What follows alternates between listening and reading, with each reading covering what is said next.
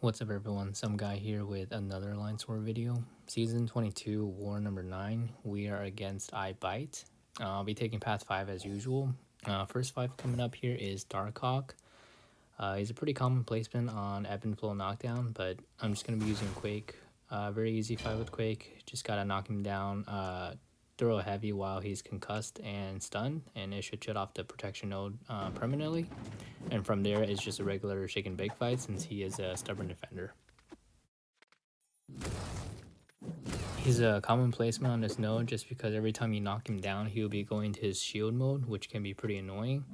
But Quake bypasses all of that, so it's a very easy fight with her.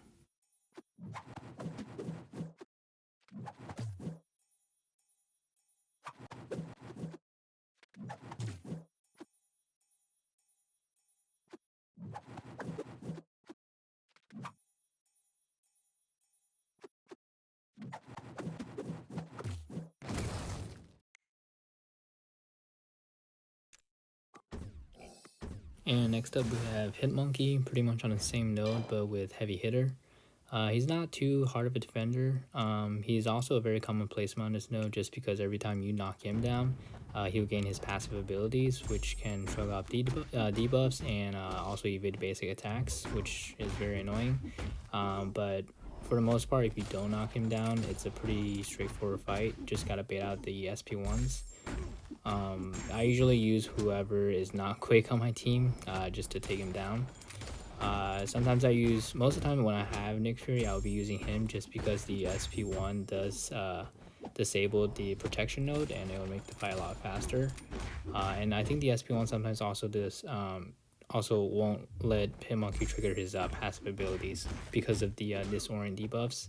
But since I'll be taking Magik and I brought Warlock pretty much as a synergy, I just thought of using him against Hitmonkey just to save some health on my other champs. I don't think he's that good of a counter to Hitmonkey, but he's also not bad. Most of the fight I won't be knocking him down, so it will be a pretty long fight. I'll be using my SP3s as well throughout the fights.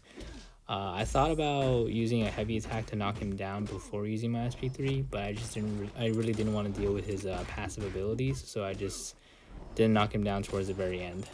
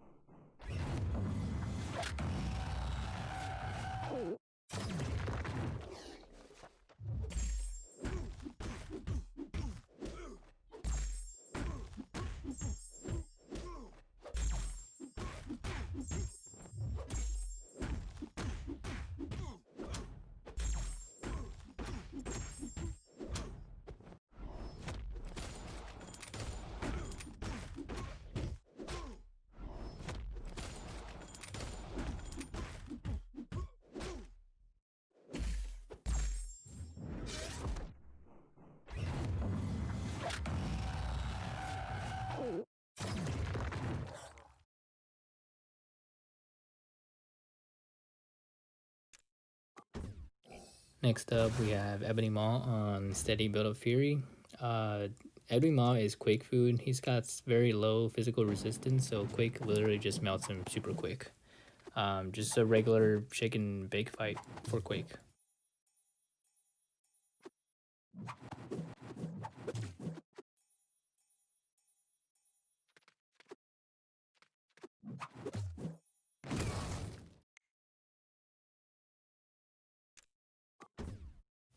And for the next two fights, I'll be using quick as well, but they're going to be very, very long quick fights. They're both going to be about like 4 minutes and 4 minutes and a half quick fights. So very, very long, boring quick fights.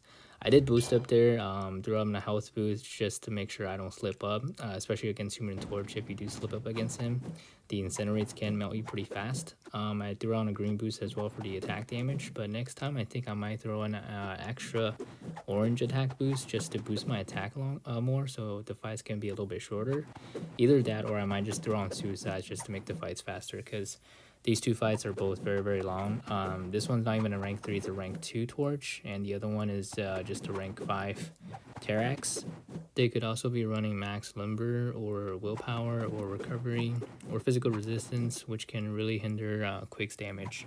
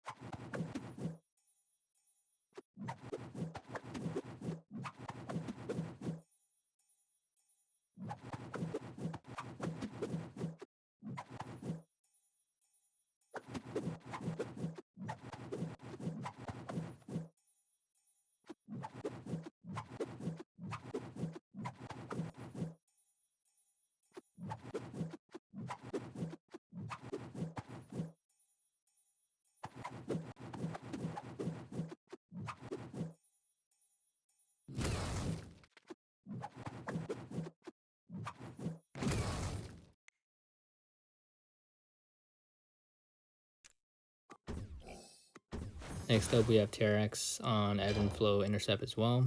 Just gonna be using Quake. He is not a stubborn defender, just like Torch, so it'd just be a regular Quake and Shake fight.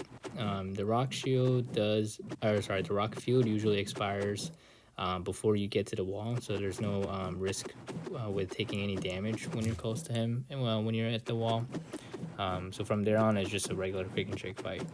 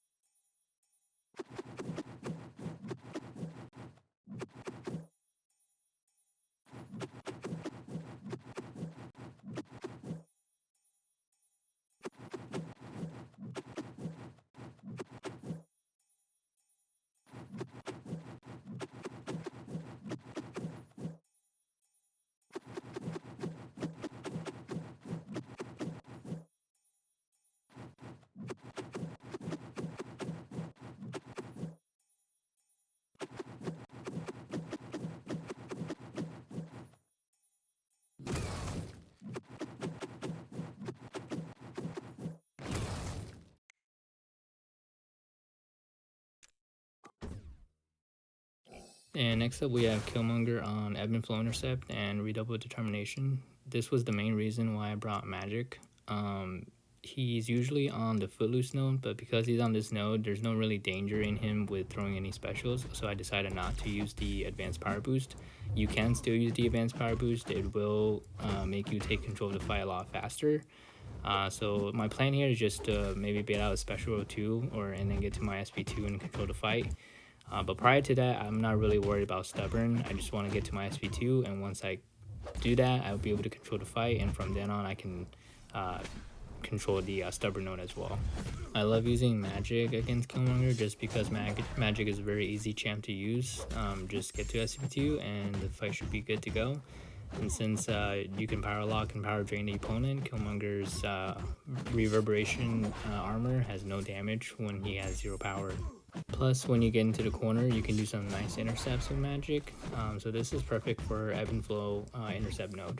I guess you can say the only downside to using Magik would be because her damage output is not that high, and Killmonger has a pretty high crit resistance, and that's why I brought Warlock for the synergy with Magik. It gives her an extra 50% attack when she's in Limbo.